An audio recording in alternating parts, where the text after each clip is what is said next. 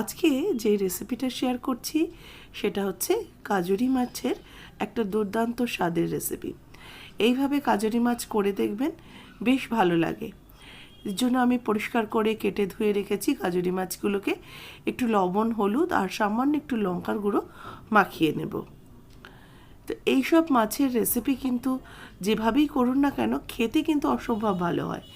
আমার চ্যানেলে কিন্তু এর আগেও কাজুনি মাছের আরও 2-3টে রেসিপি দেওয়া রয়েছে, সেগুলোও কিন্তু আপনারা একটু দেখে নিতে পারেন। এক একটা কিন্তু এক এক রকমের রেসিপি, কোনোটাই কিন্তু কোনোটার সাথে মিল নেই। মাছগুলোর মধ্যে বেশ একটু লবণ হলুদ মাখিয়ে রেখে দিলাম।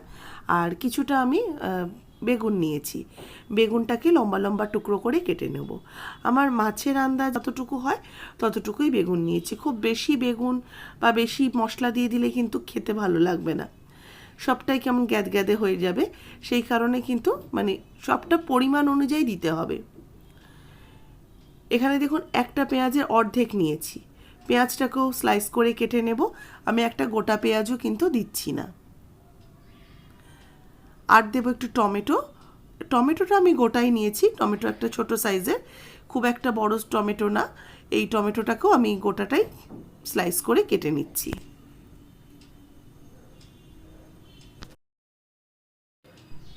এবার একটা পাত্রর মধ্যে দিয়ে দিচ্ছি বেগুনগুলো, এর সাথে দিয়ে দেবো কুচানো পেঁয়াজটা, দিয়ে দেবো টমেটো, এর সাথে দেব একটু গুঁড়ো মশলা।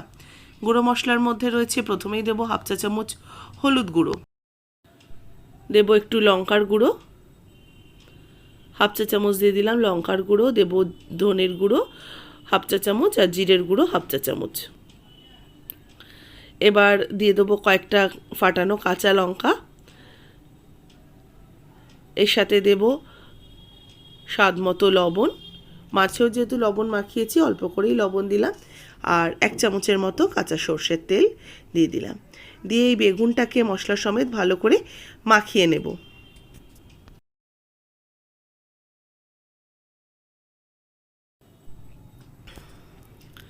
এটাকে ভালো করে মাখিয়ে একটু ঢাকা চাপা দিয়ে বেগুনটাকে মশলা সমেত একটু রেস্টে রাখবো।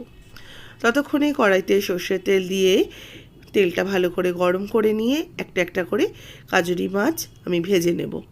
এগুলোকে অনেকে কাজুরি মাছ বলে, অনেকে আবার বাঁশপাতা মাছ বলে। তো আমরা এটাকে কাজুরি মাছই বলি, খুব একটা বাঁশপাতা মাছ বলি না। তবে আমার আগের রেসিপিগুলোতে অনেকেই কমেন্টস করেছিলেন যে এগুলোকে বাঁশপাতা মাছও বলা হয়। যাই হোক, যে নামেই ডাকুক না কেন, এগুলো একটা ছোট নদীর মাছ, ভীষণ টেস্টফুল মাছগুলো। অনেকে হয়তো চেনেন না, সেই জন্যই একটু ভালো করে বলে দিলাম। আর মাছগুলোকে ভেজে নেওয়ার জন্য দিয়েছি, তবে সবকটা একসাথে দেবো না, এগুলো একটু নরম প্রকৃতির মাছ তো, সেই জন্য একসাথে দিলে সব গায়ে গায়ে লেগে গিয়ে ভেঙে যাবে। একটু উল্টে পাল্টে একটু হালকা বাদামি রং আসা অবধি ভেজে নিয়েছি। এবার এগুলোকে উঠিয়ে রেখে দিচ্ছি, পরের ব্যাচের মাছগুলো একই রকমভাবে ভেজে নেব।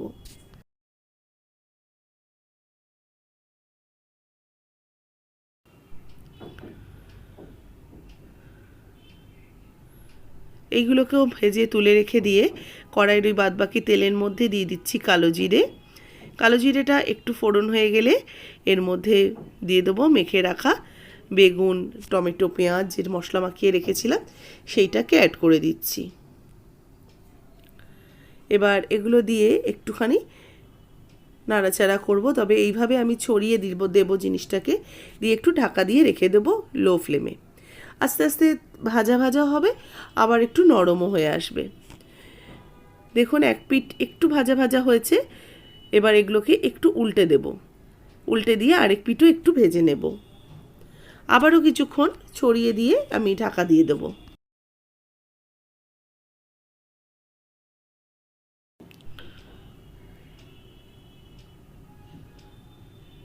এবার যখন দেখব একটু শুকনো শুকনো হয়ে গেছে, এবার আমি ভেজে রাখা মাছগুলো দিয়ে দিচ্ছি।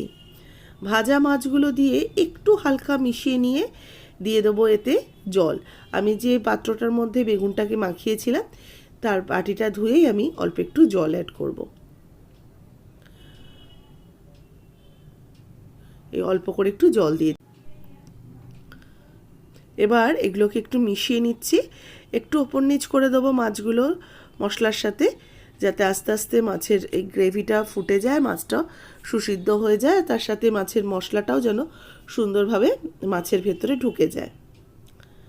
বেশ গ্রেভিটা একটু গাঢ় হয়ে গেছে, গ্রেভিটাকে কিন্তু একটু গামাখা করব, মাছটা কিন্তু ঝোল হবে না। একটু গামাখা হয়ে এলে উপর থেকে বেশ খানিকটা ধনেপাতা কুচি ছড়িয়ে দেব। একটু ধনেপাতা দিয়ে হালকা হাতে একটু মিশিয়ে নেব, মিশিয়ে নিয়ে এটাকে গ্যাসের ফ্লেমটা এবার অফ করে কিছুক্ষণ রেখে দিয়ে তারপরে নামিয়ে সার্ভ করে নিচ্ছি। তৈরি হয়ে গেছে কাজুরি মাছের তেল ঝাল। আজকের এই রেসিপি কেমন লাগলো অবশ্যই জানাবেন। ভালো লাগলে বরাবরের মতো লাইক শেয়ার করবেন। যারা নতুন দেখছেন আমার চ্যানেলকে সাবস্ক্রাইব করে নেবেন। ফেসবুক পেজের বন্ধুরা পেজটাকে অবশ্যই করে ফলো করে রেসিপিটাতে একটা লাইক দিয়ে দেবেন। আর এটা কিন্তু গরম গরম ভাতের সাথে অবশ্যই একদিন এইভাবে তৈরি করে খেয়ে দেখবেন।